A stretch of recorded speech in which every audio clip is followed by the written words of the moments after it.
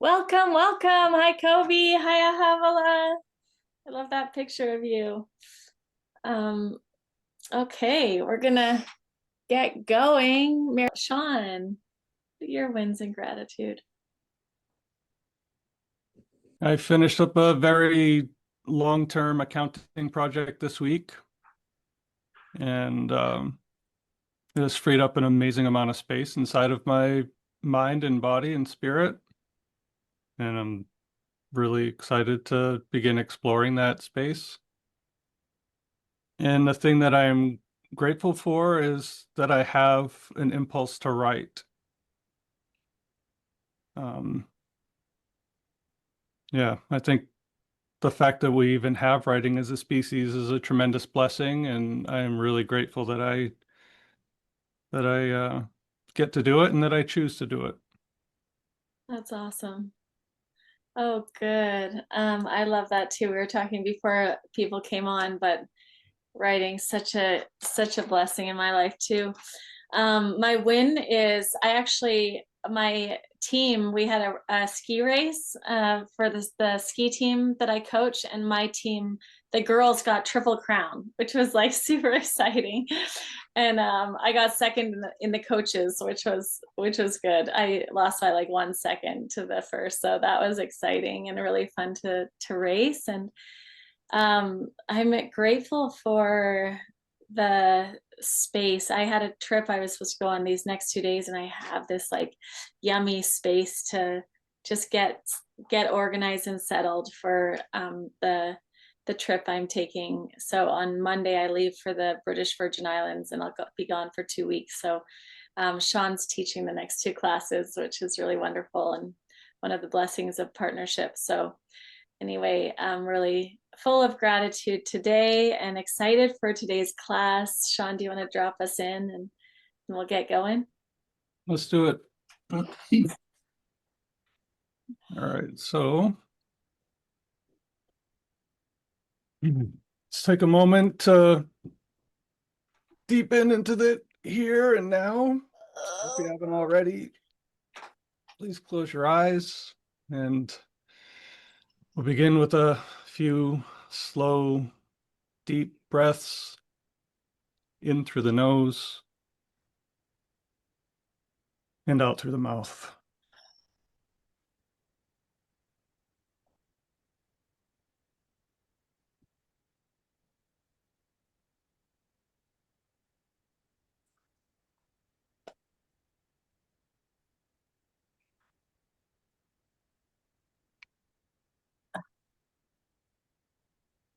And with the next out breath, allow your breathing to settle into a normal rhythm. And notice the weight of your body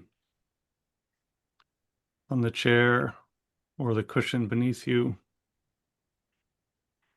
The feeling of your arms and hands resting on your legs or perhaps on your desk.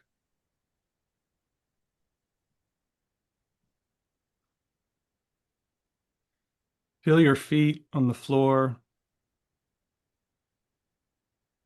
Notice the temperature of the air on your skin.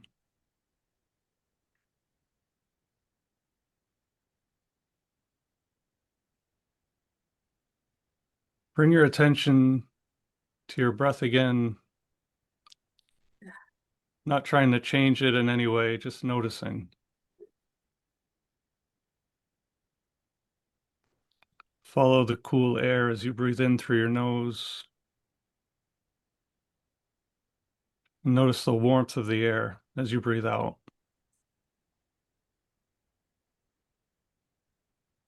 Notice any sounds around you. And let them simply be without needing to identify or label them, just allowing whatever is in this moment.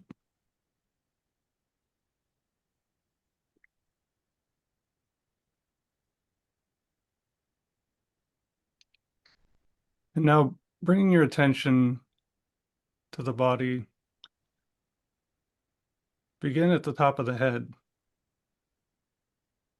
and slowly scan down through the face and the neck, shoulders, the chest, the belly, pelvis, legs, and feet.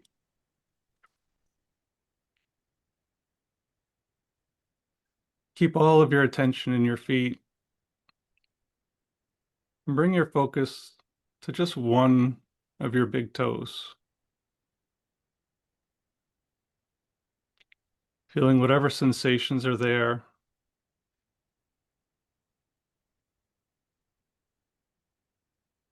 Now imagine that you've brought this big toe to a tropical beach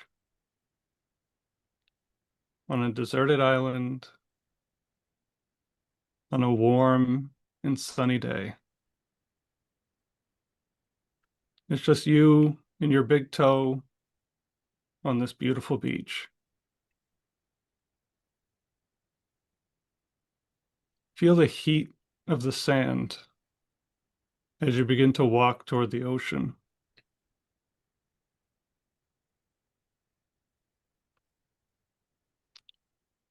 Pausing, feel the warmth of the sun begin to move evenly across your skin.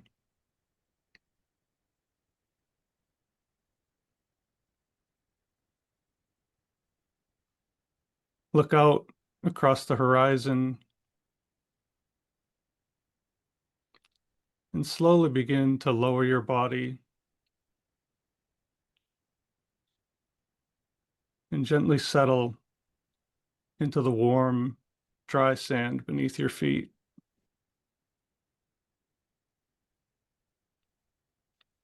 Wiggle your hips and bum a little, feeling your legs and your sit bones gently sinking into the warm sand beneath you.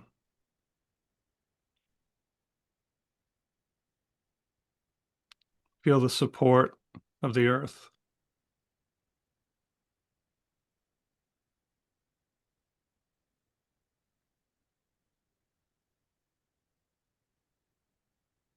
Feeling the warm, salty breeze.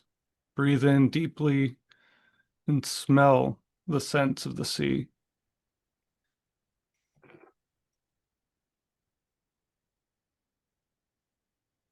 Breathe out and feel gratitude rising in your chest. Feel the blessing that this unique life brings.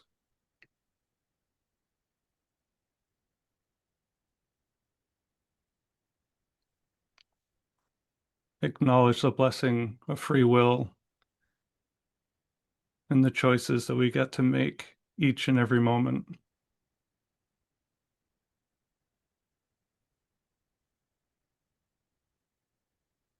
Now, keeping the eyes of the dream body closed, begin to feel the sand beneath you as it transforms itself into a park bench. Feel the wooden slats of this bench beneath you and begin to notice the scent of moist earth.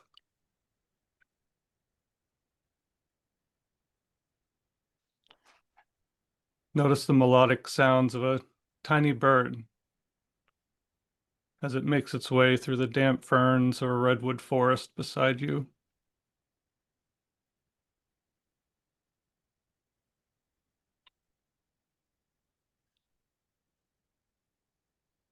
Now, opening the dream body's eyes, take a moment to look at the enormous redwood forest around you.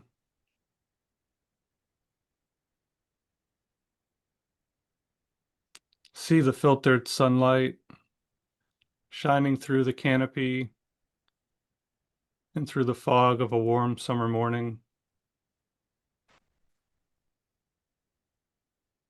Notice the gentle breeze moving the fog through the air as it swirls and dances in the light.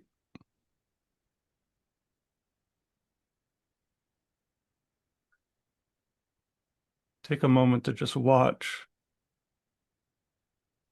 as you follow the breath in and out of the body.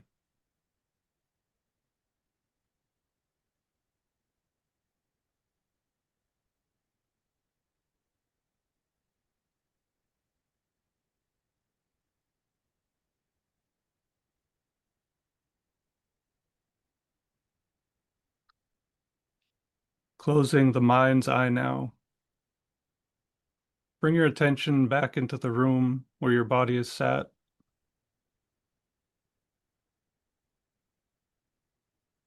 Notice any sounds in the space around you.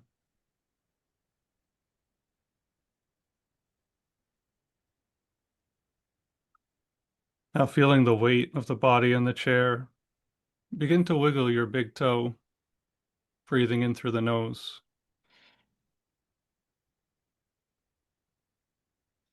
And with the out breath, gently open your eyes again.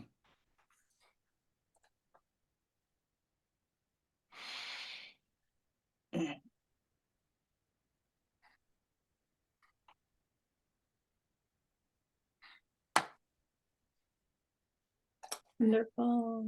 Thank you. So good to just pause and get centered. We'll go right into the discussion about the book and the concepts that we're going over in class. And then I have a process of just wrapping all this up. Again, in December, we're in the design phase. We're in the phase of really creating this year of transformation, of growth, of success and accomplishment. And we've kind of created that morning routine and the habit tracker, and we're really getting tuned into what we need in order to create the life that we love, spiral up into the life that we love.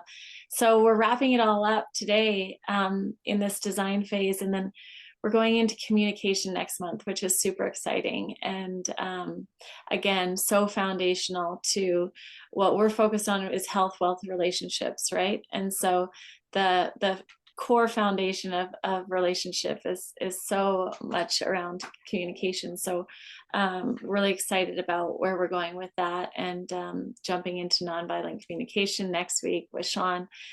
And so this week, yeah, we're wrapping all this up together. So you're just ready. It's like you've got your design for the architecture of the beautiful dream home that you're creating. And so that's what we're just doing today. So Shawn, do you want to jump into the book and the class around that? Yeah, so what I want to do first is to just sort of underscore what Paige has said. The 4 books that I brought us through in January were meant to carry us through a specific arc.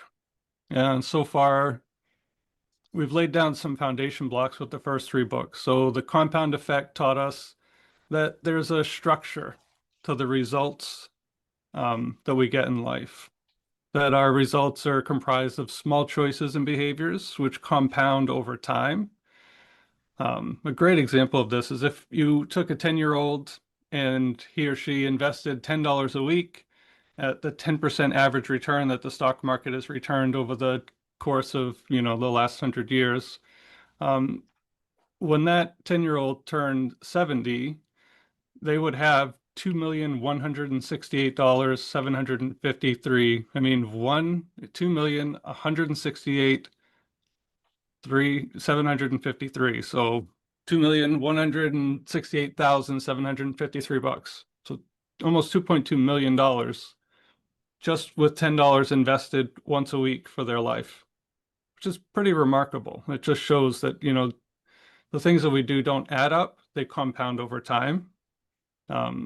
And that book also taught us that the results in each area of our life impact all other major areas of our life. So, our faith impacts our family, fitness, finance, and fun, as does our family. They all they're not independent. And by paying attention to each of these things, our life either rises or falls accordingly in really big ways. Atomic Habits taught us that the habits don't add up, they compound. So I think the way that I heard James Clear sum up his own book was that we don't rise to the level of our goals, like every, New Year's resolution will demonstrate soundly. We fall to the level of our systems. And the real essential thing here is to make sure that our goals are supported by systems. It also taught us that we can use simple tools and strategies to build better systems. We can make things obvious, we can make things attractive, we can make things easy, and we can make them satisfying. And whenever we're struggling to stick with any system that we have, we can modify it. We can fall back on those 4 laws, as he calls them. Make it obvious, make it attractive, make it easy, or make it satisfying to help keep us on the path that we want. And also that our best results come when our goals and systems are built to serve who we believe that we are or who we really want to become. So when our goals are identity based, we have a much better chance of actually seeing them through. So, if Deanna sees herself as a, fit, human in excellent health, then her goals are much more likely to come to fruition because of the identity that she holds for herself as that type of person. Like Seth Godin says, and if any of you don't know who Seth Godin is, he's a marketing guru who just speaks common sense nonstop. He's like, just a common salt of the earth kind of guy. And he says, people like us do things like this. And it's this idea of just operating from a place of personal identity that connects with you and your tribe around you. So it's the same thing for our goals. Then we went into the story of you, which taught us that our personal stories create our reality. So um, the story that I tell myself about who I am influences what I attempt and what I do. And what I attempt and what I do influences what I achieve. And then what I achieve becomes the self-fulfilling prophecy that is born out of the stories that I told myself. That book also taught us that we have agency. We can edit our story to suit our life as we go along, which leads to better results than if we simply um, accept and live with the stories that were written based on our history, the history of our culture, the history of our families, right? Like when we self-author, when we step into the agency of our lives, become the own authors of our own stories, then we can steer the ship however we want instead of just getting blown around in the wind. The thing that I like, the sort of the rule of thumb that guides me is don't listen to yourself, talk to yourself. That the automatic voice in our head is the old code, right? It's the unconscious running the show. And that what we want to do is just write intentional code as we go. And this is essentially what Paige does, right? She is the master of helping people discover the old code and reprogram it with an updating code.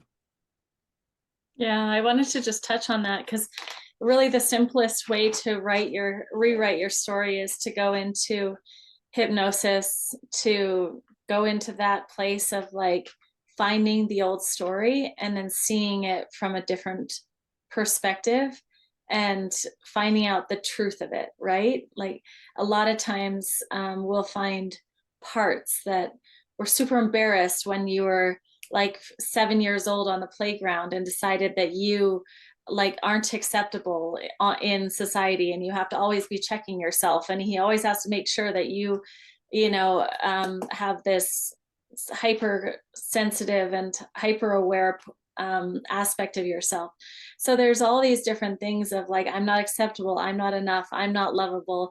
There's some like pretty basic 10 basic belief systems that we made a story about when we were kids or when some trauma happened about ourselves that just simply don't serve us anymore. And so really kind of recognizing what your story is, right? In Landmark, they talk about the racket. What is the racket? Where you're telling yourself a story that ultimately sabotages your success. And So yeah, it's definitely something to be aware of when you're even creating your goals. It's like, oh, I really would, there's something in me that really wants to write a book, but I'm not a writer, but I'm not intelligent enough, but I'm not, I can't, I and so what is that story, and questioning it, not listening to your thoughts, not believing your stories until they're empowering. Like, choose the story that's empowering.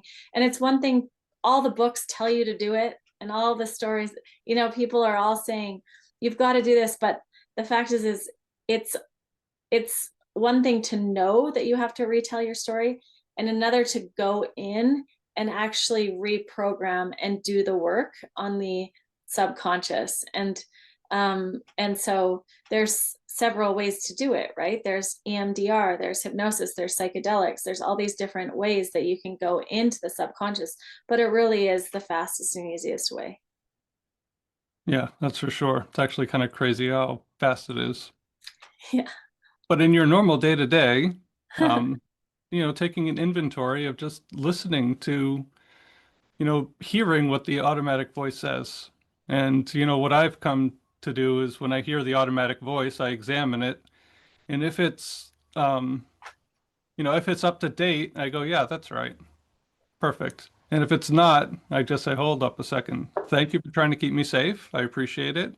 But here is the message that we're operating from now. And I literally will just talk to myself with the new code so that the old code just slowly gets written over, right? Um, So can I all right. just So, share one more yeah, thing yeah, about that? of course. I often say this, but there's three ways to reprogram the subconscious. And what Shawn's talking about is the repetition. That's the first one. So repetition and just saying a new statement to yourself, like having a mantra, repeating the new belief that you want, is one way to do it. The second way is through a heightened emotional state. So if you take emotion and repeat it, and whenever you repeat your mantra, you bring the emotion into your body, that's going to accelerate the reprogram, creating new neural pathways in your brain. The third way is through a voice of authority, or hypnosis, in the case that you are your own voice of authority. So if you do hypnosis, or if, say, a doctor says, hey, you're going to be, dead in a month because you're terminally ill, that voice of authority has a direct, immediate effect. Even if you were feeling fine before you walked into the doctor's office, immediately you feel different, right? There's been like a reprogramming to your mind and body.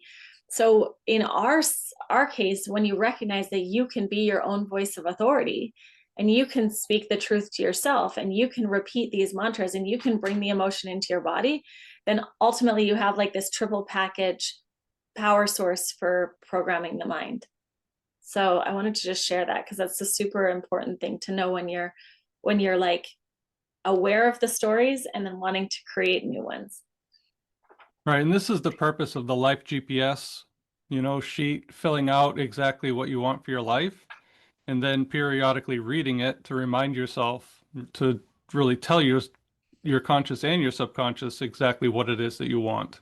I think most of us just don't remember. We have this sort of general assumption of where we're going, but to be really specific about it helps to bring that thing into fruition. All right, so the last part of the book, The Story of You, or the last sort of point that I see in it, is that it tells us that our immediate environment influences and informs our stories. So our stories are more nurture than they are nature. And the people and places and cultural influences around us, they reinforce the stories, or they shape the stories, or they encourage us and allow us to shift um, the story based on the context that they provide. So these three books together help form the first part of this system of January. And that part of the system is who we are. And, the compound effect essentially brings awareness. The story of you teaches agency, and atomic habits provides the architecture for accomplishment and achievement. So we've got awareness, agency, and architecture. Those are the first three books of that system, who we are. Now, the fourth book, Outliers, is where we happen. So who we are, where we happen. What Outliers tells us is that our life happens within a specific zeitgeist, right? It's the time and the place and the culture, something that has been in motion since the dawn of the heavens and the earth, right? And this thing has had a life of its own. It's just roaring through time and space. And then suddenly we happen and we interact with this larger zeitgeist of reality in this given time and space. So, as Kobe mentioned, like, this is the most boring book I've read so far. And, you Really? know, yeah, I mean, hey, everybody sees these things differently, right? And, I said, I promise you, like, it wasn't for no reason. Like, I'm not just torturing us for nothing, like, there's a reason for this. And the whole point of Outliers is that, you know, success doesn't happen in a vacuum. You can be highly skilled at something. And I mean, this is, now that I'm thinking of it, like, Outliers is sort of a modern version of Darwin's Origin of the Species, right? You have a mutation, which is sort of a special skill or adaptation. And that mutation, given the time and place of where it's happening, is either a benefit, a detriment, or it's neutral. Right? And that's essentially what Outliers is. It says that success is the result of unique interactions that occur when you, which is comprised of all aspects of you, you know, cross paths with the circumstances of the world around you. And that unusual outcomes are the result of the right person, which is knowledge, skill, motivation, um, intention, etc., interacting with the right place at the right time. It also says that talent and genius are overrated.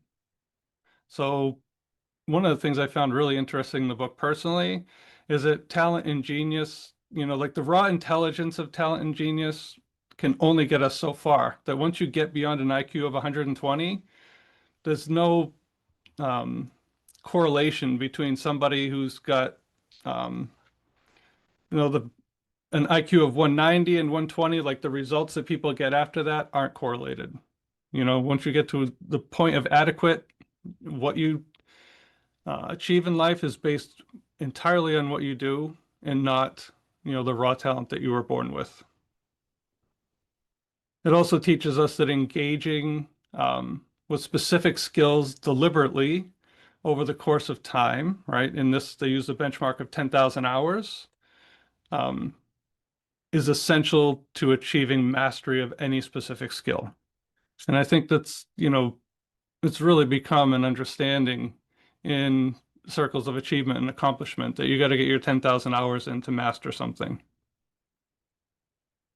It also taught us that the value of mastery is in direct proportion to the shifting reality of the game board around us.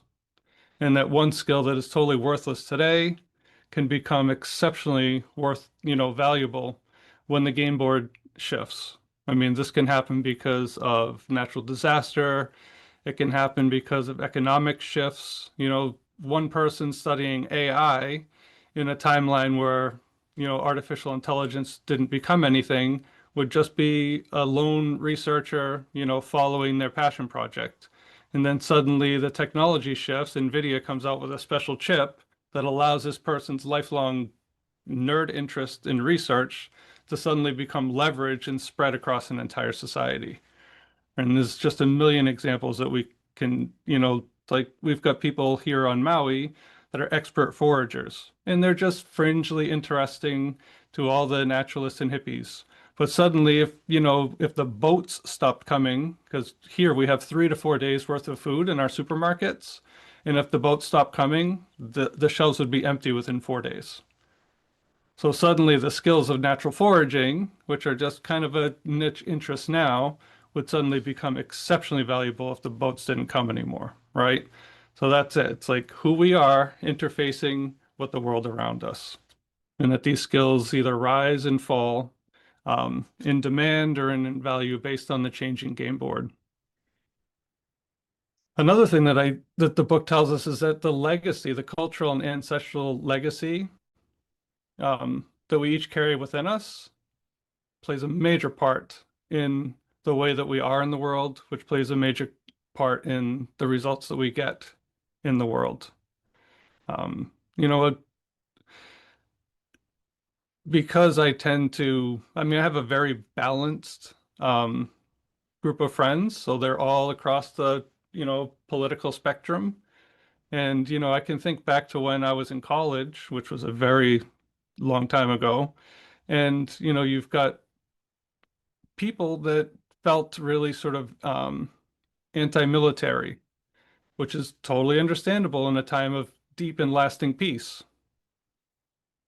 But if the world order gets tipped upside down and suddenly we need the military to defend us, well, suddenly all these, ornery and scrappy Southerners become a hugely valuable asset that are appreciated by people who have grown used to a deep and lasting peace. So it's just, it really is Darwin's Origin of the Species all over again. It's the specialties that we have become because of our cultural and ancestral heritage, become more valued or less valued depending on the shifting game board beneath us. Um, and so this impact is something that we can take the first three books of, awareness and agency and architecture, and we can utilize those tools to shift the way that we are in the world to match the game board around us. And that's why I wanted us to sort of do things in this order. So awareness and agency and architecture as applied to a shifting game board. Um, I have a question about that, Shawn. yeah, So with the first three, it's within our control. That fourth awareness. Yep. one, yeah, Mm-hmm. those are within our control, but it feels like the the other is external based, right? Like if I decide to forage as a hobby, Mm-hmm. I don't have control over whether the boats show up or don't show up, or, it feels like I'm just kind of curious, I guess, like how do we actually apply, like I didn't have a choice over my ancestry, my culture, the fact that I was born in Idaho, like, so Mm-hmm. I think for this last one, I'm just trying to figure out, it's like, I don't have control over the game board or how it's shifting or how I or my skills will meet that. Mm-hmm. So what do we do with that information? Is it just that we have an awareness that the game board isn't an even playing field for everybody and that we fit in where we fit in? Or like, what do I actually do to incorporate that into my life in some way? Right. So first of all, thanks for that question. It's the question that I had in my mind as I was writing this piece. Okay. Um, you know, I imagined that somebody would ask that question because it's the question that I was asking. And, what I came to is that while we cannot control the game board around us, what we can control is the choice to honor and pursue our passions um, consistently, and that the satisfaction and the contentment that comes along with mastery of something that we are in fact passionate about is its own reward, right? So like in the Bible, somebody asked Jesus, whether they should give money to the church or, pay their taxes. And Jesus said, render unto Caesar what is Caesar's and render unto God what is God's. And I think that we need to act accordingly in the world. Like we need to pay our mortgage or we need to pay our taxes. We need to sort of respond to the game board around us, right? But we also get to choose whether or not we engage in the things that we feel really passionate about. And that if you actually pursue your passions when you discover them and you pursue them in a way that is earnest and complete and deliberate, that you're going to, at the very least, you're going to enjoy the full impact of having lived a life that existed within the honoring of your passions, right? So even if the game board never shifted in your favor and allowed those passions um, to have some heightened sense of value within the societal structure or within the game board itself, the inner victory of having lived a life that was authentic and intentional and deeply engrossed in something that brings you joy and enjoyment and pleasure and that has the chance to connect you with others who have that, like that is still a life well lived, right? And then there's also, there's also the choice that, while it may not be, the things that we're naturally passionate about, while they may not lead us to become outliers on the game board, we can look at the architecture of the way that the game board around us is built. Like we can look at demographic trends, like and we'll talk about this when we start getting into wealth and finance, but we can look at the demographic trends of the game board around us, and we can examine our list of passions to um, like as a menu, and we can see which interests that we have that align with where we think the game board is going. And we can choose to engage and to, dive deeply into something that we believe will enjoy and will intersect with the game board at a certain place in time. So an example of this is I've got a friend who I won't mention because, 6 degrees of separation is really smaller than that. But, his parents, when they began to get settled in New England, in Massachusetts, they weren't sure what they wanted to do for business. But what they did was they grabbed a phone book and they looked through the yellow pages and they circled every single thing that they thought would flow with the demographic trend of their life and their time raising kids, right? So their generative years, their productive years, what are the industries that they thought would continue to become more and more valuable on a shifting game board? And then they looked at all of those things and said, which ones are, within our capacity to control or to engage in a meaningful way? And then they looked at all of those and thought, which one is going to make the most sense? So they looked at everything, they looked at what they thought was going to make the most sense. They looked at what they could have control over and which ones that they would enjoy, right? They kind of narrowed it all down. And they ended up in plastics. And the town I grew up in was at one point considered the plastic capital of the planet, which is, nothing to be proud of these days, but it did, make our world work really well. Um, and, you know, like when I knew him when I was in business, he was making a couple $100,000 a day. And, he led a very satisfying life. He paid all of his people a full-time wage to work 4 hours a day because what he realized is that people come into work and they put in 3 real hours throughout an 8-hour day. So, because of what his parents did, right? They narrowed things down by looking at the game board, looking at all the options, and then picking a lane that they felt they'd be happy with. He lives a very fulfilling life because he was able to take that same thing and then continue to leverage it.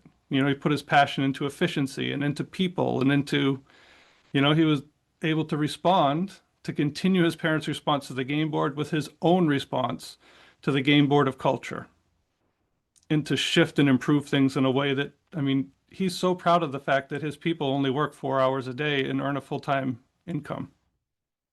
But he did it also by studying human nature. He did it also by looking at what the board was and realizing that people don't have enough time with their families, but they live in a place that, is expensive. So he taught them how to leverage and how to get the most out of it. And as a result, he's got the most amazing company.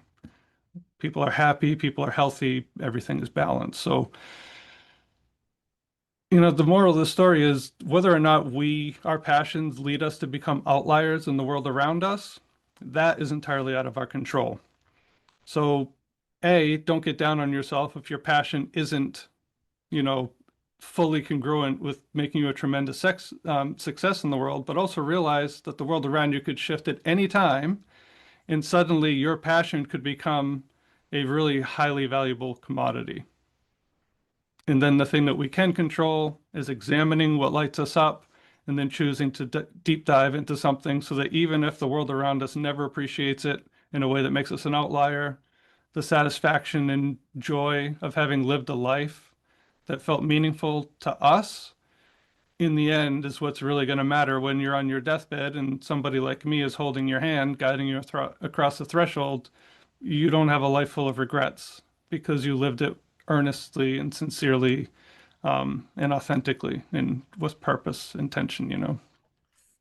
That's really like the biggest takeaway I got from that was just seeing Bill Gates or the Beatles or like all these different people that all they were doing was just following their passion, right? And like I look at my own life and I go, it's interesting how when I was 16 or 17 and I had my first experience of hypnotherapy, and it was like, oh, like this is it. Like for some reason for me, like my other teammates aren't hypnotherapists or in this realm, but like for me it was something that just like excited me.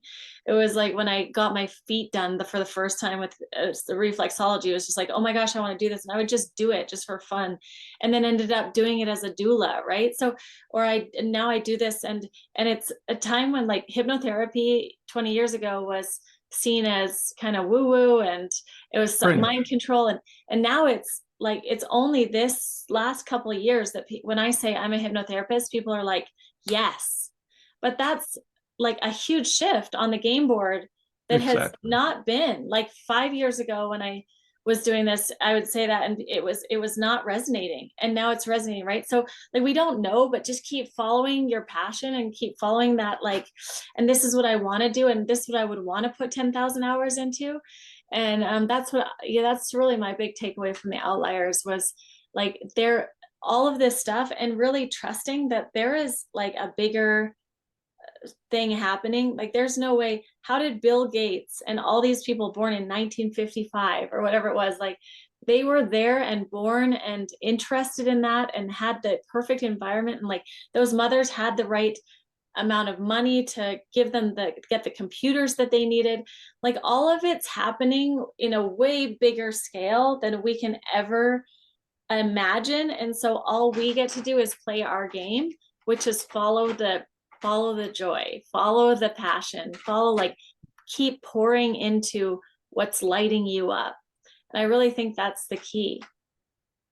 Yeah, and also realizing that the things that we find that are passionate about, they're not always standalone megaliths or monoliths, rather. Yeah. They're nested Russian dolls.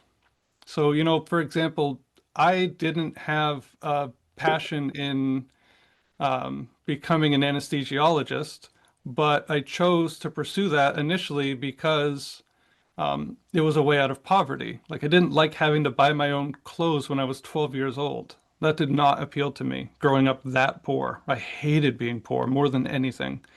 But I chose to start walking down this path of becoming an anesthesiologist, and I discovered other passions along the way that sort of derailed me from that, right? So I didn't choose the path of passion, but I discovered it along the way. As I was earnestly pursuing one thing, I found passion for other things, right? And I realized that I could follow that passion while still working my way out of poverty. And then as I followed that passion, I discovered a new passion that leveraged the skills that I had acquired, sociology, psychology, writing, and construction, and ended up building a seven-figure real estate business. But I started off not following my passion, but I discovered passions within passions along the way.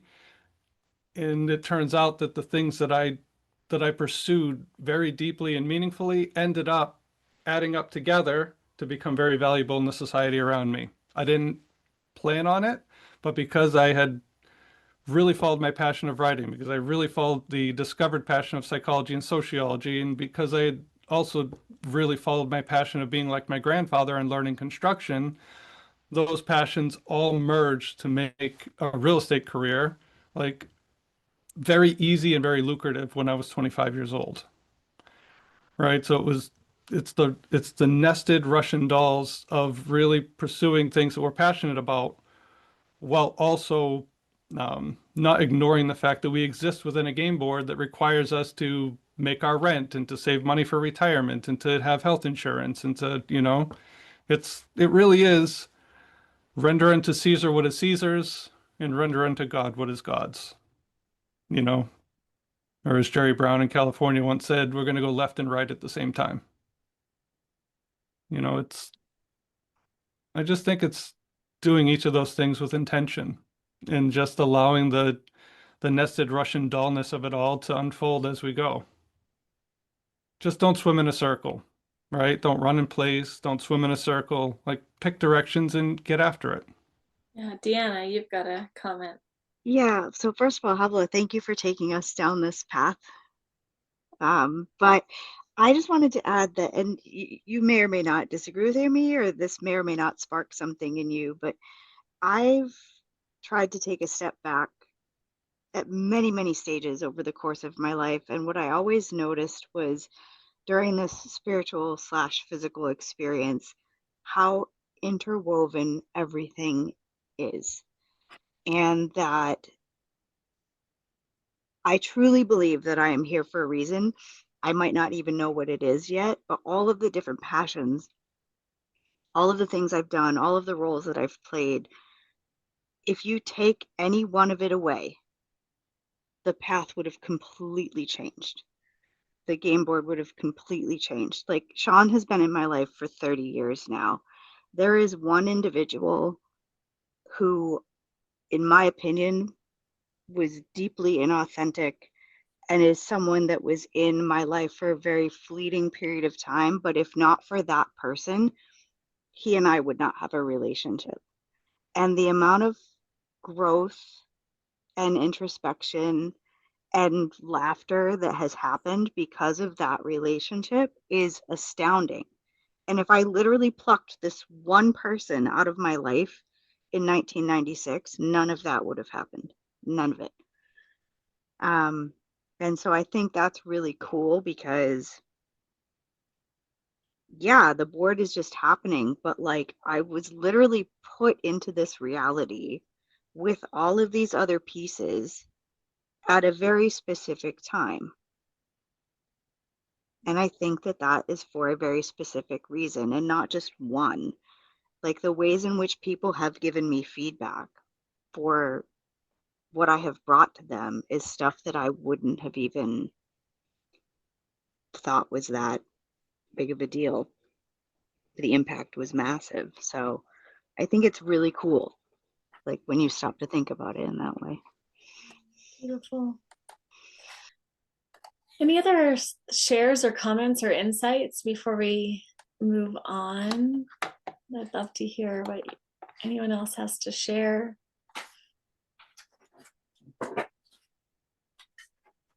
So we'll drop into the process of getting clarity and like, where are we on the game board? What is my heart's desire? One thing I had an idea for just with the group, with typically in a one-on-one session, I'll be asking you a question, you respond it, it's recorded on, I'm typing it and it's on the Fathom. And so with this, it's a little bit trickier because you're in group and your eyes are closed. And so I was thinking if you do want to take your phone and turn it onto the just this, like the voice memo app right there, like I like to record, and then you can just press record. It'll catch my voice and then it'll catch your voice responding. So I'm going to just pause and give you some time to respond to each of the questions. But it'll be in this relaxed state where you're kind of in theta and you're just able to speak out loud what your answer to your vision. I'm going to just take you through that visualization process. You're a year from now, and where are you at? What's home like? What's work like? What's life like? What's your health and your wealth and your relationships like? So we're going to go into this kind of dream crystallization process. It's one thing that I've done with mine is I've created, again, using that voice app, but I've created like I have it written down and then I have recorded it, but it's what I call my soul manifesto. So it's really me just, I say what I'm creating and what I want and who I'm stepping into. And it really just helps me to repeat, bring the emotion in, and I created it. So I'm that voice of authority. And so I'm programming myself for the success that I want. So that's the process we're going to do now. Any questions, Brooke? Yeah, haven't thought of this before. So I can basically play the recorder app, record on my recorder app while we're on Zoom. And then I'll put myself on mute and then it'll record your voice coming through and then it'll record mine. Okay, so I Exactly. just wanted to go through that process for Mom. Did you catch that? But you can't do it well if you're on Zoom on your phone. So you have to be on your computer and then have your phone separate from the computer to press the voice app, because if you're on Zoom on your phone, you can't play the recorder app. Oh, okay. Okay, good. Thanks. Awesome. Okay, great.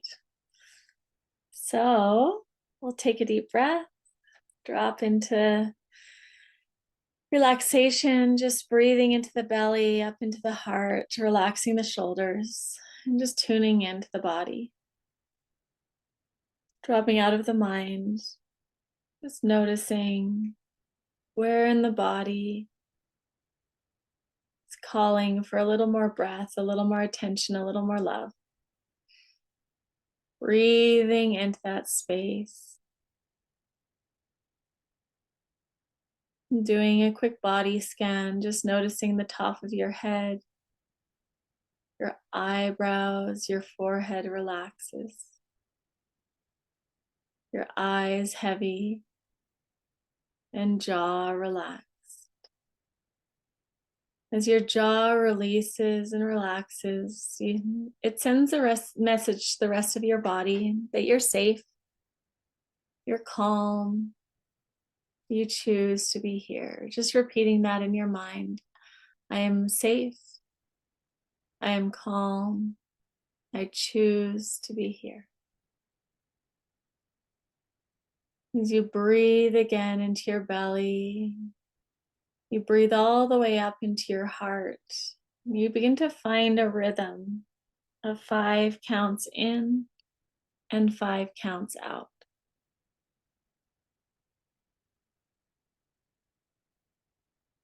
As your breath slows, your body, your shoulders, and your arms and hands release and relax.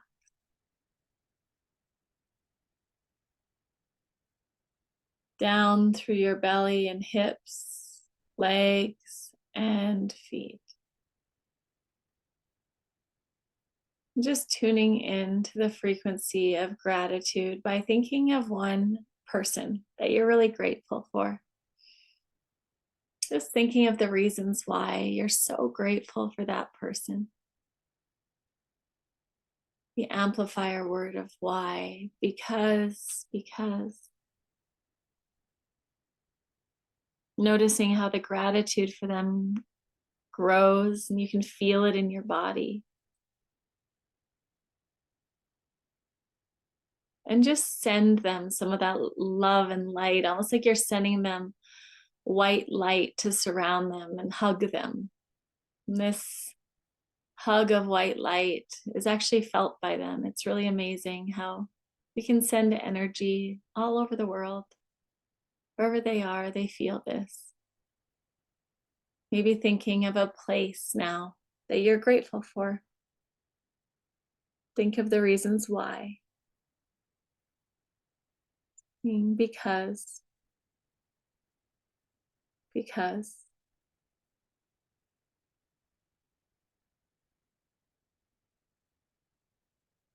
Just noticing how you feel when you're in that space and feeling gratitude for that place. Thinking of one more thing that you're grateful for and all the reasons why.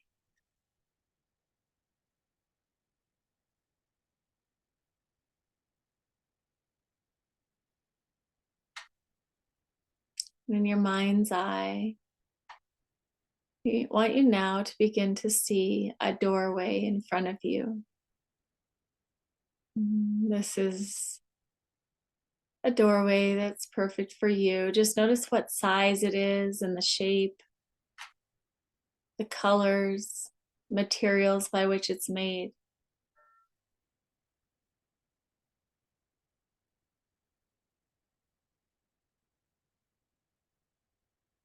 As you take a deep breath, just feel the door beneath your hand, maybe the handle in your hand.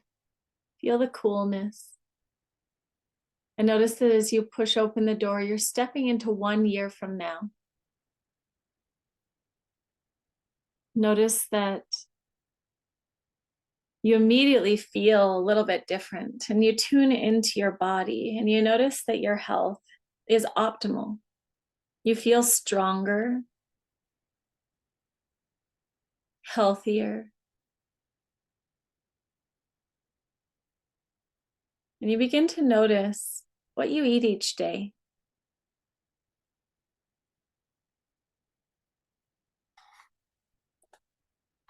Go ahead and just speak out loud any insights you have. What do you see about your diet? About the foods you eat, how you cook, prep your food?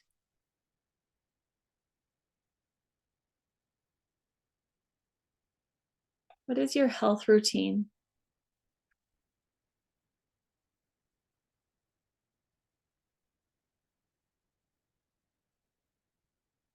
What is your fitness routine?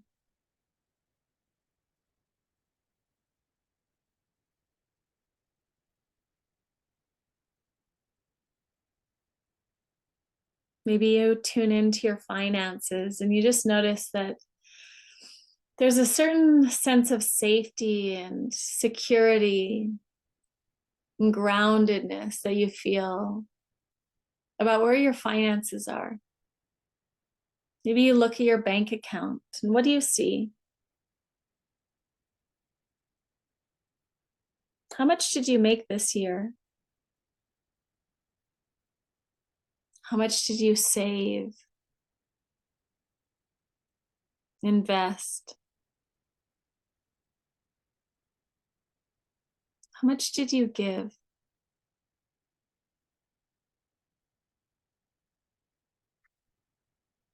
In what ways did you spend it on play or travel?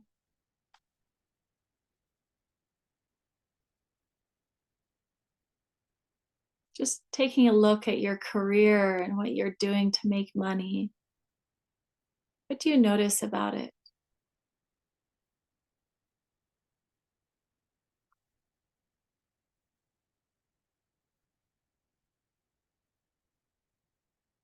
What freedom does it give you with your family or friends?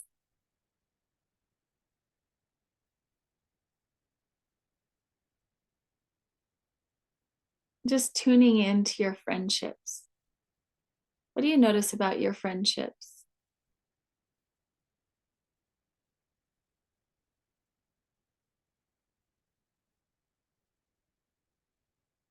What are the highlights of your year with them?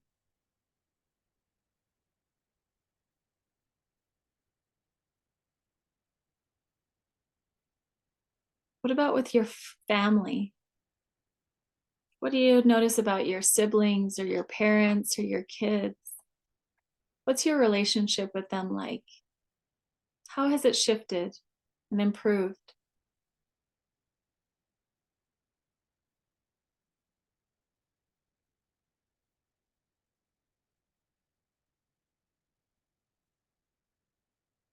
Maybe you notice your community.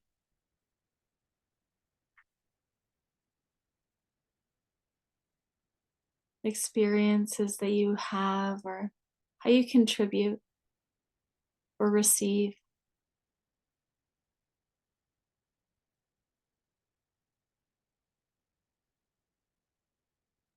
Maybe you see yourself during the holidays and how you spent them.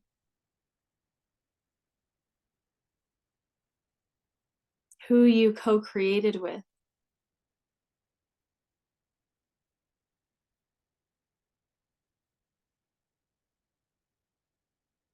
Who did you learn from?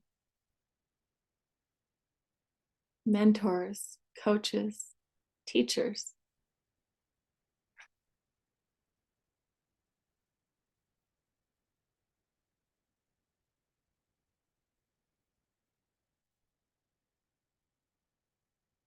Maybe you see where you traveled this last year, or what you did for entertainment or play. What hobbies were you involved in?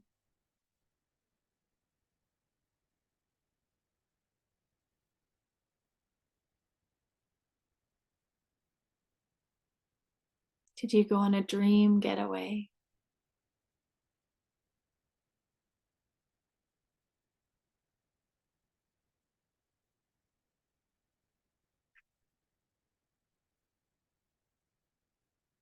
How did you connect with the divine this year?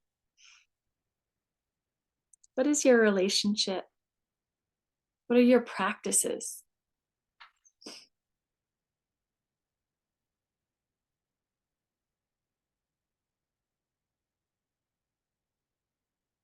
Church or rituals or portals and connections, whatever it is.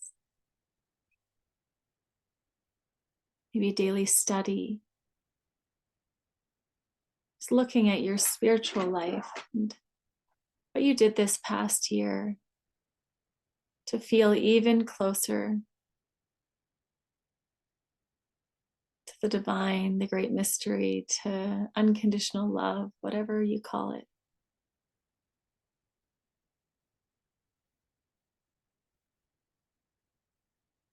Feel the balance in your body.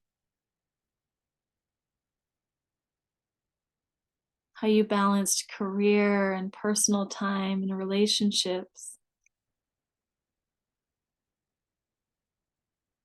How do you feel balanced? How have you created balance?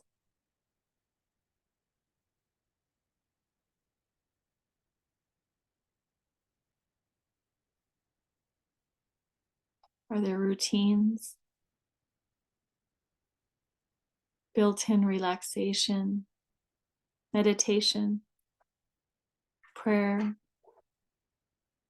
growth?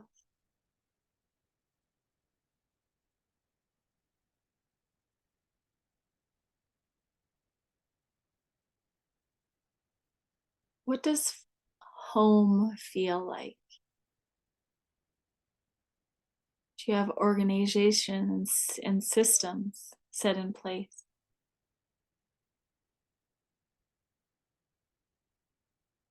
What are the scents and sounds and even lighting or art and creativity in your home?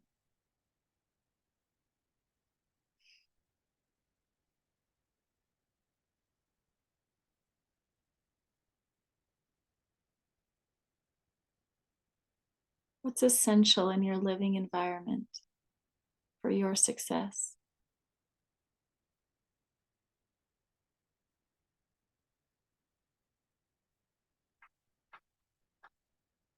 What about your pets or plants?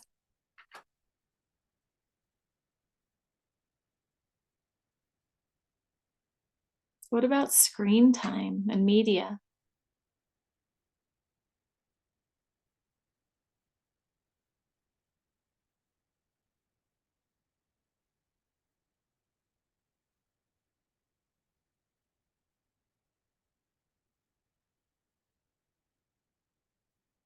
And as you tune into this review of your year, stepping into this beautiful place, of balance, of beauty, of connection. Just notice how your values, your principles were clear. What were your top 3 values this past year? As you look back and see yourself in this beautiful space.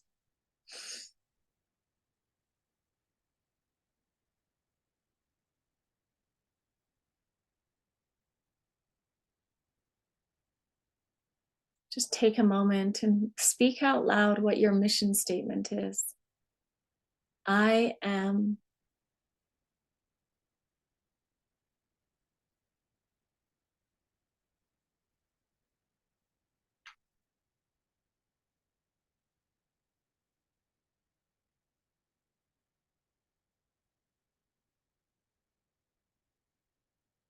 And just breathe that in. Because this is who you are. This is what you're stepping into. I want you to just see yourself on a weekend, just waking up at the end of the year, healthy, strong, balanced, connected. How do you spend a Saturday? You're home. You're in your routine. See yourself going through the day.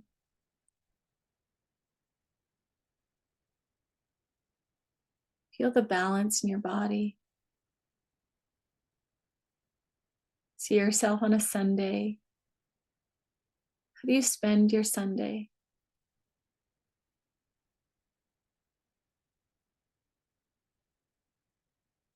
Notice how you prepare for the week ahead and Monday comes. How do you spend your weekdays? What are those big rocks, those habits, those things that you make sure to get done and into each day?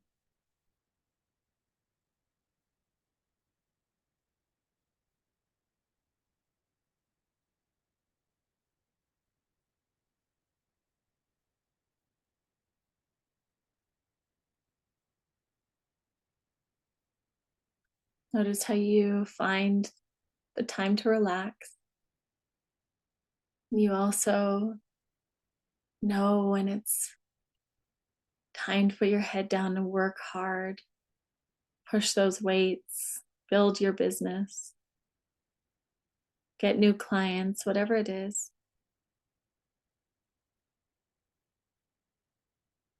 Seeing yourself go through these weeks where you feel satisfied, excited.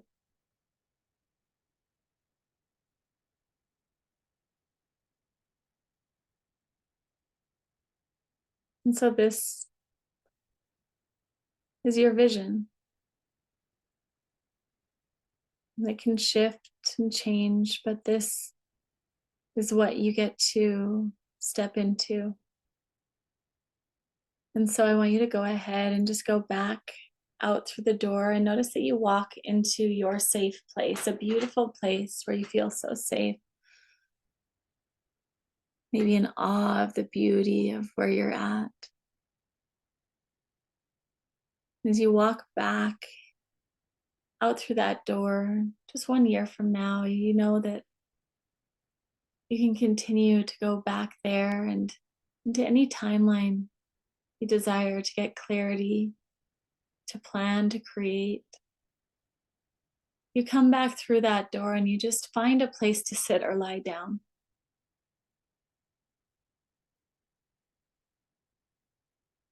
Just dropping down, doubling your relaxation, and reflecting on all that you just saw.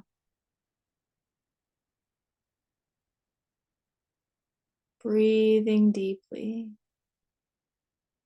Just feeling gratitude for the time you've spent to crystallize your vision, to get clear on what your heart is calling for this year.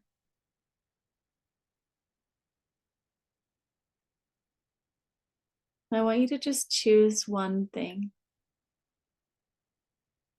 One thing you're going to do after class today. One commitment you're going to make to yourself. Whatever will make sure that you get to that place faster and easier. What's that one thing? Just saying it out loud.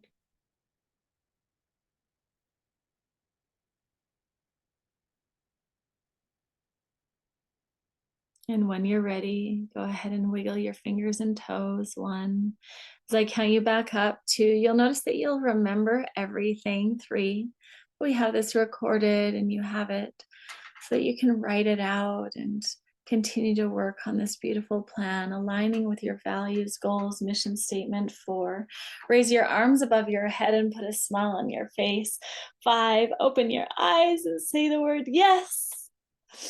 Yes, yes, yes. Welcome back.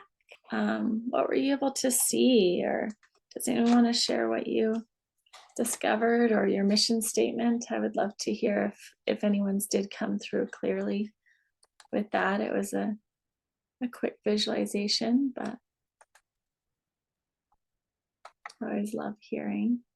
Yeah, I'll just share that the one thing that I noticed was that through all of it, regardless of which stage of it you were walking me through, it was more about the energy that I was experiencing as far as how I felt than it was the part of my life, right? Like whether it was like family or finances or fitness or any of those things, it was just like how do I feel in my body? What is my energy like?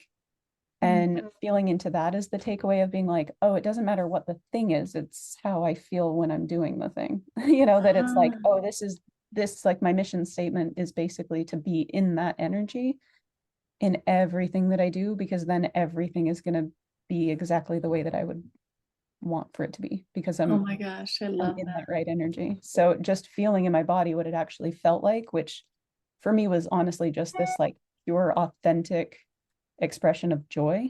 It was just like everything done from a place of like pure joy, like the people I connect with, the places that I go, the work that I do, the way I feel in my body. It was just like when I sunk into that, I was like, oh, it's not about the thing, it's about the way that I'm being while doing the thing. And then that will be the result that I get. So that was really cool to experience. That's my biggest takeaway from the class.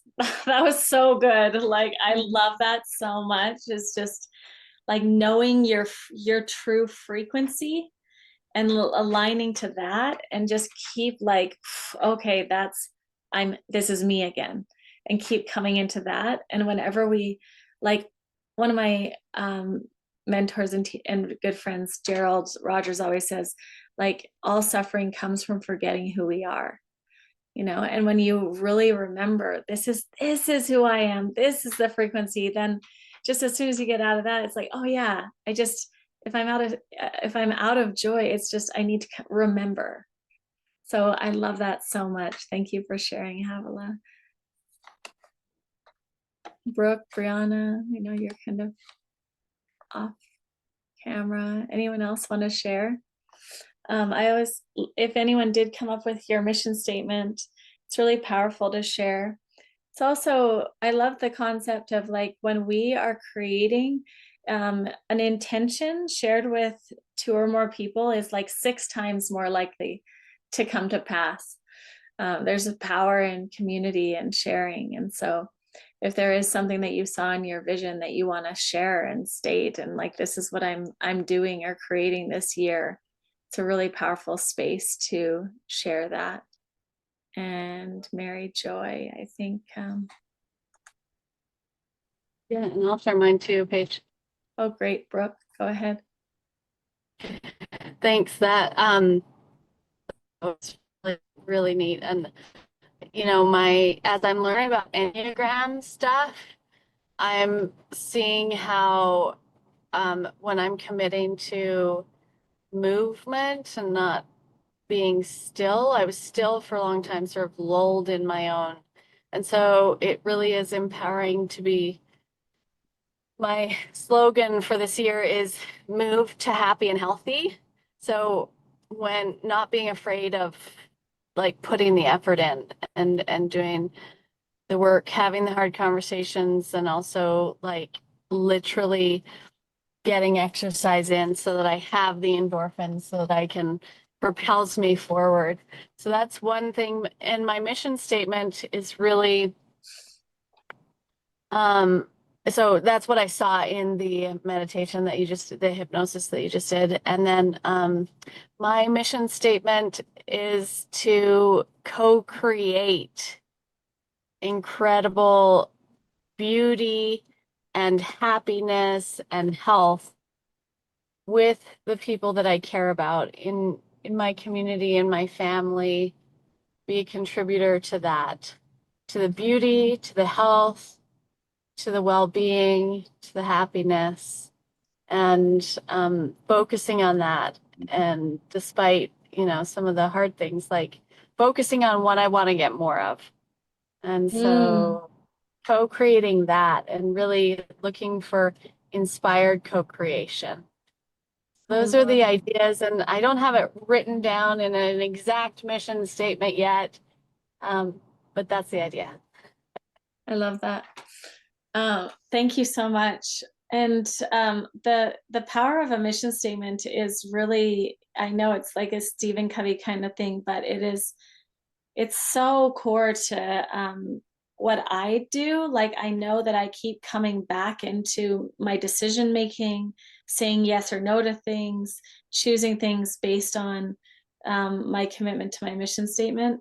Like my mission statement for as a mother is, I'm raising happy, healthy, loving, contributing members of society, right? And so I'm always like, okay, is this activity going to help them being happy, healthy, loving, contributing members of society or not?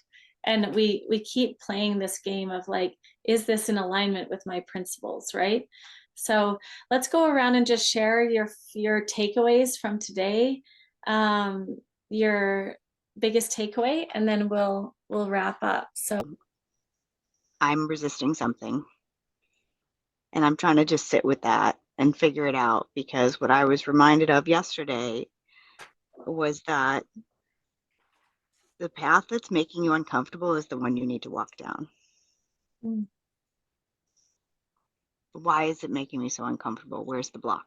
That's what I need to kind of figure out. yeah.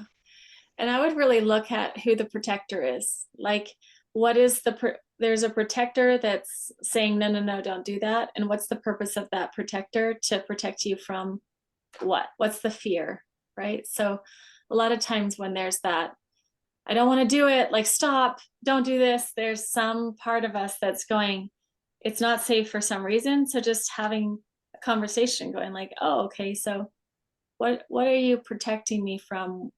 What do you not, how come you don't want me to do this? And just having this loving conversation with that aspect of yourself that's really in that block, you know, place. So thanks for sharing, because that's really insightful to go, okay, I know that there's resistance, but I also know that there's something on the other side, and I trust the process. So yeah, very cool. Thank you. That hypnosis was really relaxing, and I found myself very comfortably, with no shame, no regret, and not feeling that it would be not enough.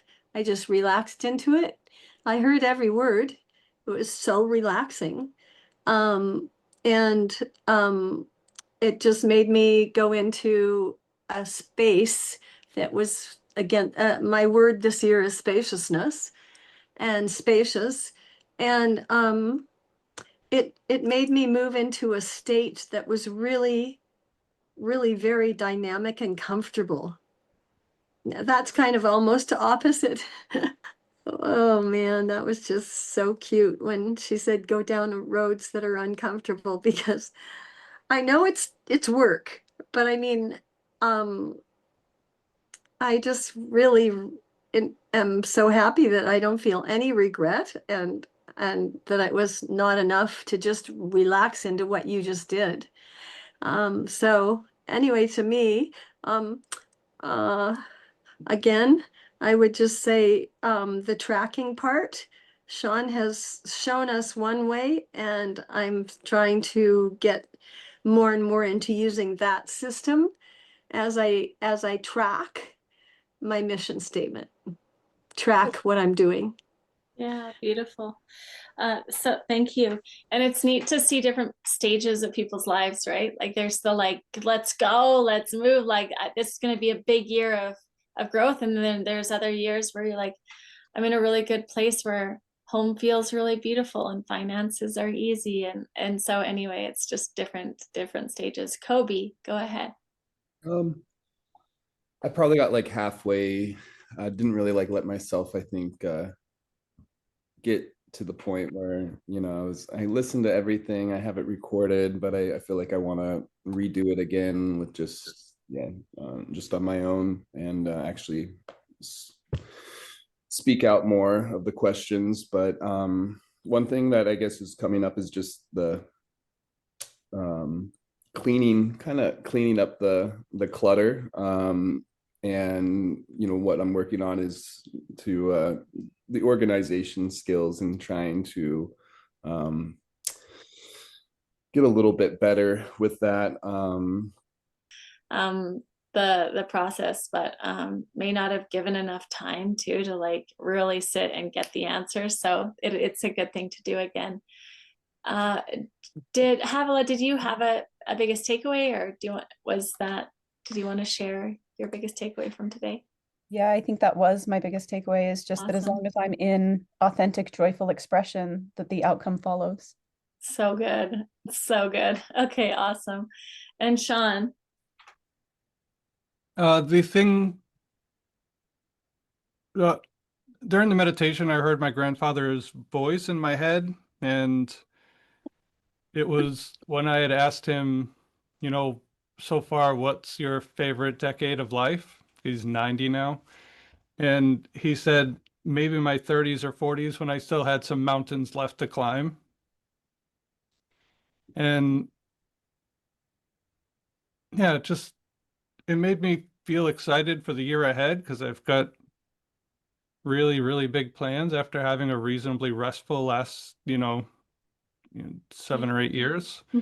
And I just could feel the excitement in my body that I am getting ready to climb another mountain. That's And the really reminder of what a blessing it is that there's still some mountains left to climb.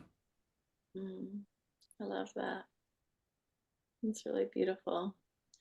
I've loved the book recommendations, Shawn, and it was really good to go over, and I loved the just being able to talk about the outliers and how that kind of like we're on this chessboard, but like trusting it all. And then also Havila's comment of just align with the frequency, and all of these different areas of life are like it's about the frequency that you're in all of them, and being so aligned with who I am that I'm consistent in all of that is really like my vision for this year as well. So that was a huge takeaway for me. I appreciate that share, Havila, and appreciate all of you. Thank you so much for being on and for doing the work. And Shawn, what's the book for this week? Within the next 2 weeks, we are for certain going to read a book called Nonviolent Communication by Marshall Rosenberg. It's very likely to be the book that is not for this coming week, but the week following, but I'll know better tomorrow. So if anybody wants to get started, they can read Nonviolent Communication by Marshall Rosenberg.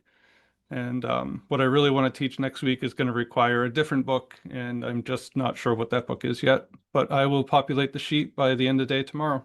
And I'll also send out an email like usual.